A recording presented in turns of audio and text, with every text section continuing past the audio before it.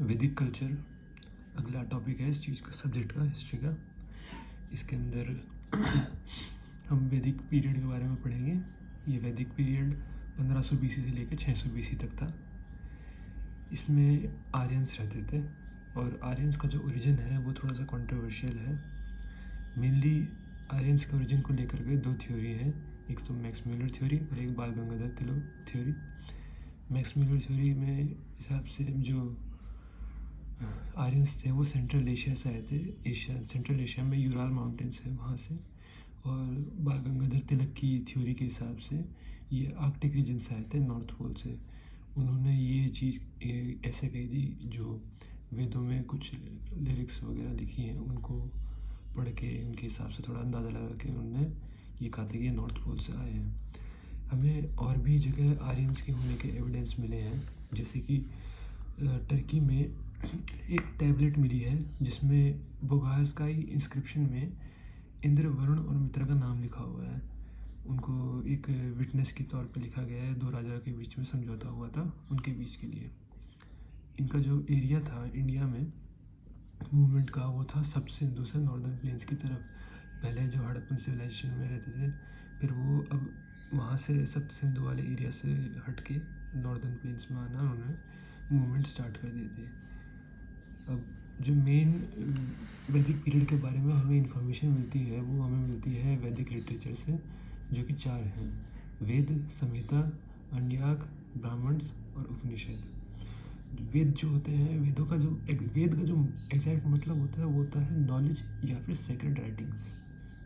और इनको ना दो चीज़ें कहा जाता है इनके बारे में, ये कि अपरुष है, यानी कि इनका कोई भी ऑथर नहीं है, कोई किसी आदमी ने नहीं लिखी है। और दूसरा है ये नित्य है, यानी कि एटर्नली हमेशा रहेंगे। तो इसके वेद भी 4 तरह के होते हैं। पहला जो वेद है वो है हमारा ऋग्वेद। ऋग्वेद एक कलेक्शन ऑफ लिरिक्स है। यानी कि लिरिक्स किस चीज़ की लिरिक्स? ये प्रेज़ की, जो भगवान की जो प्रेज़ करते हैं उनकी लिरिक्स है। जो मेनली सबसे ज़्यादा इसमें प्रेज़ जो किया गया है वो किया गया है इंद्र भगवान को। इंद्र भगवान है, वरुण है, अग्नि है, इन सबको प्रेज़ किया गया है और इन सब के लिए काफ़ी हिम्स लिखे गए हैं। हिम्स जो होते हैं वो होते हैं भजन, और जो वर्सेस होते हैं वो होती है कविताएं टाइप से, छंद जिन्हें कहते हैं। तो टोटल 10,580 वर्सेस हैं इसके अंदर और 1028 हिम्स हैं। इसके अंदर 10 मंडल हैं, यानी कि 10 डिवीज़न हैं। और सबसे पुराना टेक्स्ट है ये पूरे वर्ल्ड में अब तक का। अब पहला और जो 10वां मंडल है वो बाद में ऐड किया गया था। और जो दूसरा से लेके 7वें मंडल तक जो चीज़ें हैं उसमें गोत्र और कुल ग्रंथ के बारे में समझाया गया है। जो ऋग्वेद को पढ़ने वाला पुजारी होता है उसको हम होत्री कहते हैं। और इसके अंदर जो 10th मंडल है, 10th मंडल के अंदर 4 वर्ण जो हैं उनका मेंशन किया गया है 10th मंडल के अंदर, और इन्हें पुरुषकता के नाम से जाना जाता है। दूसरा जो हमारा वेद है वो है यजुर्वेद। ये सैक्रिफिशियल प्रेयर्स की बुक है और इनको पढ़ने वाला पुजारी अध्वर्यु होता है। इसके अंदर वर्सेस भी हैं और प्रोज भी है। प्रोज होता है अपना निबंध टाइप से और वर्सेस होता है अपनी कविता टाइप से। इसके 2 पार्ट हैं, एक तो कृष्ण यजुर्वेद और शुक्ल यजुर्वेद। कृष्ण यजुर्वेद है उसके अंदर डार्क और ब्लैक वर्सेस लिखे हैं, और जो शुक्ल यजुर्वेद है उसके अंदर प्योर और वाइट वर्सेस लिखे गए हैं। डार्क मैजिक वगैरह कुछ ना कुछ नहीं है, लेकिन जो कृष्ण जो है उनका रंग काला था, इस हिसाब से उनका नाम इस टाइप से रख रखा है। नॉर्मली इसके अंदर कुछ भी डार्क नहीं है। जो तीसरा वेद है वो है सामवेद। सामवेद है बुक ऑफ चैंट्स। ये सबसे छोटा वेद है। इसको जो पढ़ने वाला पुजारी होता है उसको हम बोलते हैं उद्गात्री। इसके अंदर 1549 वर्सेस हैं, 1549 वर्सेस, जो कि ज़्यादातर ऋग्वेद से ही लिए गए हैं। इसके अंदर बस 75 ओरिजिनल है।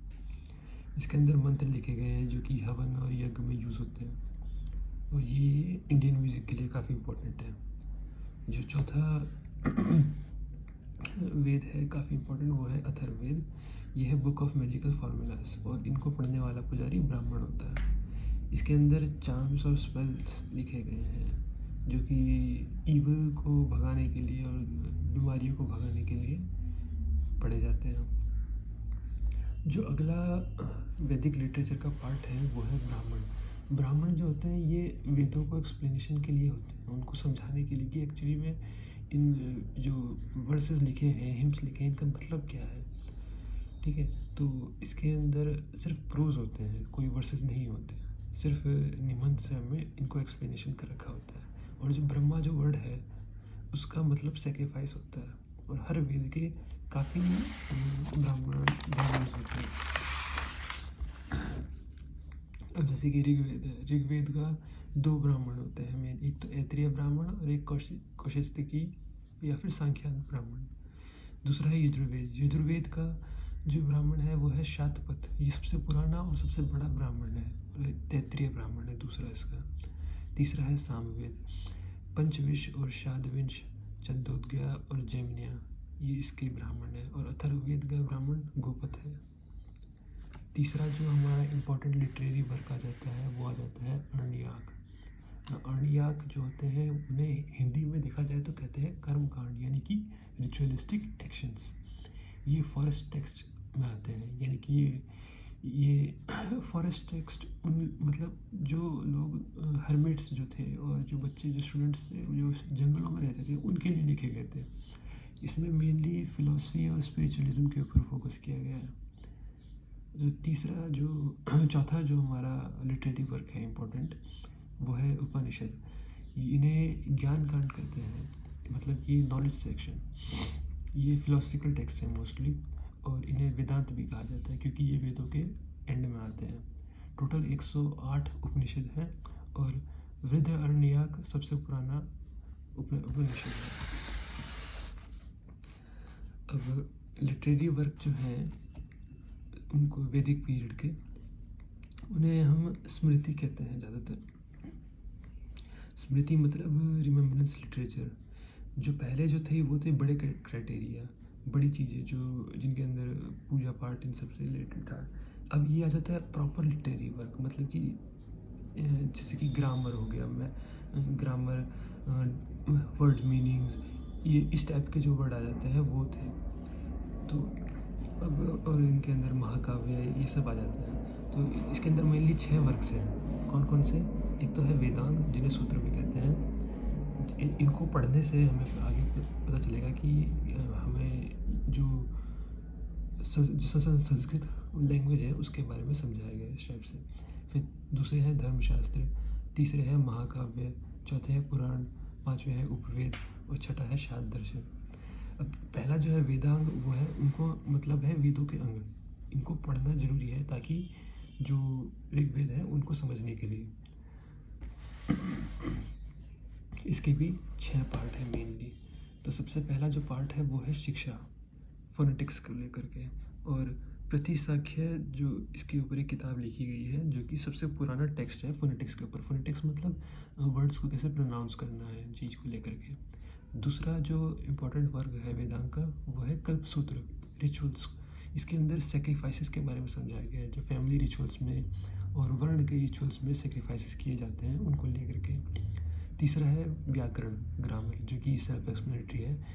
इसके ऊपर जो बुक लिखी गई है वो है अष्टाध्यायी, जो कि वर्ल्ड की सबसे पुरानी ग्रामर है। चौथा है अपना निरुक्ता। निरुक्ता है एटिमोलॉजी को लेकर के, यानी कि संस्कृत के जो वर्ड्स हैं उनको कैसे इंटरप्रेट करना है, और ये वर्ल्ड की सबसे पुरानी डिक्शनरी है। और निरुक्ता को लिखने वाले यास्क थे।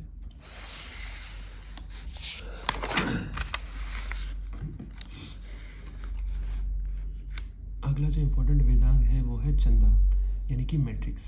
और इनके ऊपर जो किताब है वो है चंद्रसूत्र, जो कि पिंगल ने लिखी थी। और जो छठा वेदांग है वो है ज्योतिष, एस्ट्रोनॉमी को लेकर के। और इसकी किताब है वेदांग ज्योतिष, जो कि एस्ट्रोनॉमी की सबसे पुराना टेक्स्ट है। इसको लिखने वाले लागड़ मुनि थे। अब अगला जो लिटरेरी वर्क है इम्पोर्टेंट वो है धर्मशास्त्र। धर्मशास्त्र दो पार्ट में बटे हुए हैं। एक जो गुप्ता पीरियड से पहले लिखे गए थे और जो दूसरे जो गुप्ता पीरियड के दौरान लिखे गए थे। अब धर्मशास्त्र में वो धर्म के बारे में समझाया गया है, जो रीति रिवाज है इन सब के बारे में समझाया गया है। पहले जो गुप्ता पीरियड से पहले लिखे गए थे उनमें से हैं दो, एक तो मनुस्मृति और एक यज्ञवाल के स्मृति। और जो गुप्ता पीरियड के दौरान लिखे गए थे वो थे नारद स्मृति, प्रशार स्मृति, बृहस्पति स्मृति और कात्यायन स्मृति। अगला जो इम्पोर्टेंट लिटरेरी वर्क्स हैं वो है महाकाव्य यानी कि एपिक्स। ये सबको पता है, दो एपिक्स हैं हमारे, एक तो रामायण और एक महाभारत। जो रामायण है उसे आदि काव्य भी कहते हैं और इनको लिखने वाले वाल्मीकि थे। इसमें ओरिजिनली 6000 वर्सेस हैं, लेकिन अब बढ़ा करके उसके अंदर 24,000 वर्सेस हो चुके हैं। जो दूसरा इम्पोर्टेंट महाकाव्य है वो है महाभारत, जिसे कि जय संहिता भी कहते हैं, और इसको लिखने वाले वेद व्यास थे। ओरिजिनली इसके अंदर 8,800 वर्सेस थे और अभी करंटली इसके अंदर 1 लाख से ज़्यादा वर्सेस हो चुके हैं। अब पढ़ना है हमारा अगला जो लिटरेरी वर्क है वो इम्पोर्टेंट, वो है पुराण, जो कि ट्रेडिशनल लोर्स हैं। लोर्स कहते हैं लेजेंड्स को, इस टाइप से कहानियाँ जो होती हैं किसी देवी देवताओं को लेकर के, बड़ी बड़ी चीज़ें कैसे बनी हैं जैसे यूनिवर्स वगैरह, और युग काल जो हमारे हैं, त्रेता युग, सतयुग, द्वापर युग, कलयुग, इन सब के बारे में पुराण में लिखा गया है। पुराण में कभी राजा राजाओं के बारे में भी लिखा जाता है कई बार, आगे हम पढ़ेंगे अब।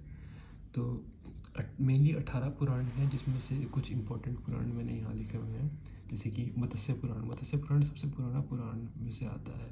फिर भागवत, नारदीय, विष्णु, वायु, ब्रह्मानंद और मरकांड, अग्नि, भविष्य, वामन और शिव पुराण। अगला जो इम्पोर्टेंट लिटरेरी वर्क है वो है उपवेद। इन्हें एसोसिएटेड वेद भी कहा जाता है, यानी कि जो वेद हैं उनके साथ इन्हें रखा जाता है। तो इनके अंदर मेनली 4 हैं। तो ऋग्वेद के साथ जो उपवेद है वो है आयुर्वेद, जो मेडिसिन से रिलेटेड है। दूसरा सामवेद के साथ जो उपवेद है वो है गंधर्व वेद, जो म्यूजिक से रिलेटेड है। तीसरा है यजुर्वेद, जो कि धनुर्वेद है, इसके साथ उपवेद, जो कि आर्चरी से रिलेटेड है। और जो चौथा है अथर्ववेद, इसके साथ शिल्पवेद, जो कि क्राफ्ट से रिलेटेड है। और अर्थवेद, जो कि वेल्थ से रिलेटेड है। अब आ जाते हैं दर्शन। दर्शन को फिलॉसफी कहते हैं, जो फिलॉसफी के स्कूल्स जो होते हैं। और मेनली हमारे 6 दर्शन हैं और उनके ऑथर कुछ इस तरह से हैं, जैसे कि सांख्य जो दर्शन है, सांख्य स्कूल ऑफ फिलॉसफी, इसके जो फाउंडर हैं और ऑथर हैं वो है कपिल। जो दूसरा है योग, योग के फाउंडर है पतंजलि। तीसरा है न्याय, न्याय के हैं अक्षपाद गौतम। चौथा है वैशेषिका, इसके फाउंडर हैं लुक कन्नड़। पांचवा है मीमांसा, पूर्व मीमांसा इसे कहते हैं, इसके फाउंडर हैं जैमिनी। और जो छठा है वेदांत या फिर उत्तर मीमांसा, इसके फाउंडर हैं भद्रयान। अब हम देख लेते हैं कि इसके जो अंदर जो ज्योग्राफिकल एरिया क्या था। सप्त सिंधु से जो एरिया जो था स्टार्टिंग में, तो वहाँ से कहाँ जाना स्टार्ट करा था। तो सबसे पहले जो सप्त सिंधु थे उस समय, उनका अपना ही कुछ नाम था। आज के समय जो नाम है वो सब डिफरेंट है। ये इम्पॉर्टेंट क्वेश्चन है, इसके ऊपर क्वेश्चन बनते हैं कई बार कि मेनली सप्त सिंधु मतलब ग्रुप ऑफ 7 रिवर्स। जो सिंधु है उसका ये पुराना नाम था, जो उसका मॉडर्न नाम है वो है इंदस। जो आज झेलम है उसका नाम था वितस्ता। जो आज चेनाब है उसका नाम था असीकनी। जो आज ब्यास है उसका नाम था विपास। जो आज रावी है उसका नाम था परुषिनी। जो आज सतलज है वो है उसका नाम था सुतवाद्री। और जो आज सरस्वती है उसका नाम था सरस्वती। अब इस समय की जो पॉलिटी थी इम्पोर्टेंट है। जो इस समय का सबसे इम्पोर्टेंट पॉलिटिकल मूवमेंट था, पीरियड था, पॉइंट था, वो था 10 राजन वार, यानी कि बैटल ऑफ 10 किंग्स। इसके अंदर जो सुदास था, जो कि भारत क्लैन से था, उसकी युद्ध हुआ था 10 राजाओं से, जो कि इन क्लैन से आते थे। पुरु क्लैन से यदु, दुर्वासस, अनुस, द्रयुस, अलिनास, वक्तास, बलानास, सेविस और विशानन। और ये जो युद्ध हुआ था ये रावी नदी के तट पे हुआ था। जो सोसाइटी थी वो मोस्टली कुल को ज़्यादा प्रेफरेंस देती थी, फैमिली को ज़्यादा प्रेफरेंस देती थी। और कुल से जो बड़ा होता था वो होता था ग्राम, मतलब कि जब काफ़ी सारे कुल मिल जाते थे, काफ़ी सारी फैमिलीज इकट्ठी हो जाती थी, उनसे बनता था ग्राम। ग्राम्स जब काफ़ी सारे इकट्ठे हो जाते थे तो उन ग्रुप को बोलते थे विस। और जो काफ़ी सारे विस का जो ग्रुप था उनको बोलते थे जन। और जनों का जो ग्रुप था उसको बोलते थे राष्ट्र। अब हर एक अ, अ, हर एक कॉम्बिनेशन जो ग्रुप बनता है उनका एक हेड होता था। जैसे कुल का जो हेड है उसे कुलप बोलते थे, ग्राम का जो हेड था उसे ग्रामीण कहते थे, विस का जो हेड था उसे विस्पति कहते थे, जन का जो हेड था उसे गोपति कहते थे, और राष्ट्र का जो हेड था उसे राजन कहते थे। इस समय कमिटीज़ वगैरह भी और समिति होती थी, सभा समिति विधात गण। हालांकि इनकी वैल्यू थोड़ी कम हो गई थी लेकिन फिर भी इनका यूज़ किया जाता था क्योंकि अब राजा वगैरह आने स्टार्ट हो गए थे। तो सभा जो थी वो कोर्ट ऑफ जस्टिस की तरह भी काम करती थी। सोसाइटी में वर्ण सिस्टम जो था वो अभी भी ऑक्यूपेशन एंड बेस पे था। लोग के जो काम करते थे उसको लेकर के उनका वर्ण डिसाइड होता था।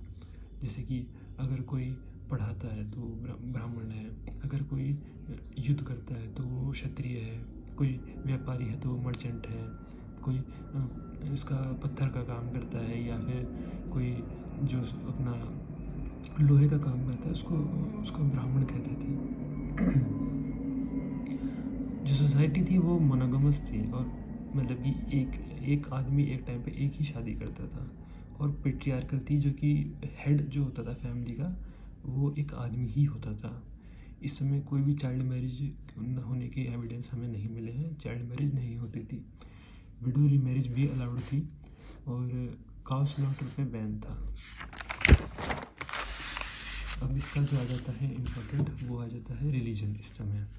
तो जो गॉड्स थे इस समय वो मोस्टली नेचुरल पावर्स के पर्सोनिफिकेशन थे, मतलब कि जो नेचर में पावर्स दिखती हैं उनको एक इंसानी रूप दे दिया गया था। मेनली 33 गॉड थे, और इनमें सबसे इम्पोर्टेंट गॉड थे हमारे इंद्र। और मेनली गॉड्स को 3 क्राइटेरिया में बांटा गया था। टेरेस्ट्रियल जो कि अर्थ से रिलेटेड थे, एरियल जो कि हवा से रिलेटेड थे, और सेलेस्टियल जो कि इन सबसे परे थे, हवा आग पानी इन सबसे भी परे थे, जो अलग ही रेल में रहते थे।